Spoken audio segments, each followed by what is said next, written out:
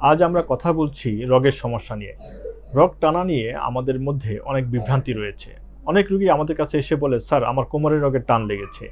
কেউ এসে বলে, "স্যার আমার পায়ের রগের সমস্যা।" কারো হাঁটুর রগেও সমস্যা হয়।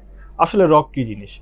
অনেকের দেখা যায় হাতের রগ কেটে গেছে বা পায়ের রগ কেটে গেছে এবং সেটি নিয়ে আমাদের কাছে এসে চিকিৎসা চাচ্ছেন। কাজেই আমার কাছে মনে হলো যে এই বিষয়টি আমাদের সম্মানিত দর্শকদের কাছে পরিষ্কার করা প্রয়োজন। যখন কোনো রোগী আমাদের কাছে এসে বলেন যে তার পিঠের রগে টান লেগেছে এবং ব্যথাটি তার ডান পায়ে বা বাম পায়ে যাচ্ছে, কেউ অবশ্য বলেন যে তার ২ পায়েই ব্যথাটি যায়। অর্থাৎ কোমর থেকে ব্যথাটি পায়ের দিকে যাচ্ছে। তো এরকম ক্ষেত্রে আমরা আসলে দেখতে পাই বা আমাদের অভিজ্ঞতা বলে সাধারণত লো ব্যাক পেইন যেটিকে বলা হয়, অর্থাৎ কোমরের হাড়ের যে সমস্যা সেখানে নার্ভের রুটে কম্প্রেশন হয়। তো নার্ভের চাপ থেকে এই সমস্যাটি হওয়ার কারণে একটি ব্যথা পায়ের দিকে চলে যায়। কিন্তু সাধারণভাবে অনেকের কাছেই প্রচলিত আছে রগের ডাক্তার মানে হচ্ছে একজন ভাস্কুলার সার্জন।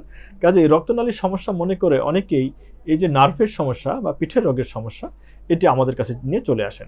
এখানে আসলে হাড়ও রয়েছে, অর্থাৎ আমাদের মেরুদণ্ড এবং মেরুদণ্ডের সাথে রয়েছে মাংসপেশি, তার সাথে রয়েছে নার্ভ। কাজেই মেরুদণ্ডের হাড় ক্ষয় হতে পারে বা সেখানে কোনো ধরনের ড্যামেজ থাকতে পারে। আবার কখনো সেখানে মাংসপেশি শক্ত হয়ে যায়, স্ট্রেইটেনিং হয়ে যায়। এই মাসল পুল অথবা কখনো সেখানে নার্ভেরও চাপ পড়ে। এতগুলো সমস্যার কারণে কোমরে ব্যথা হতে পারে এবং সেই ব্যথাটি ২ পায়ের দিকে চলে যেতে পারে।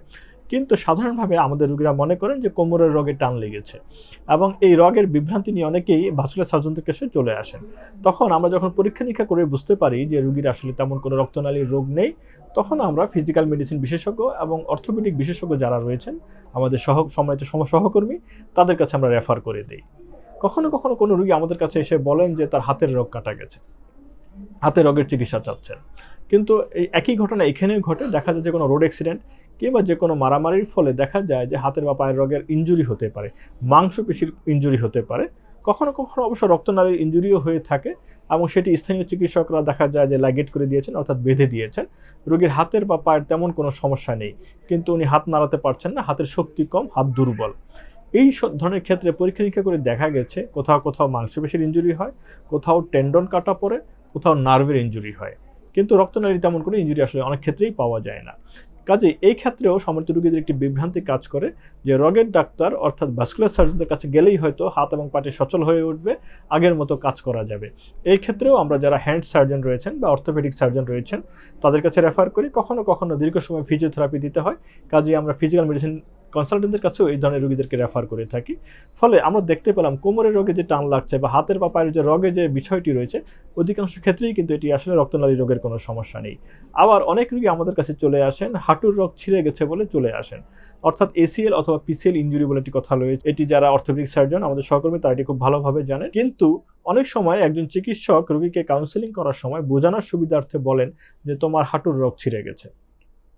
তো রগের চিকিৎসক বলতে আবারও সেই একই বিভ্রান্তি তৈরি হয়।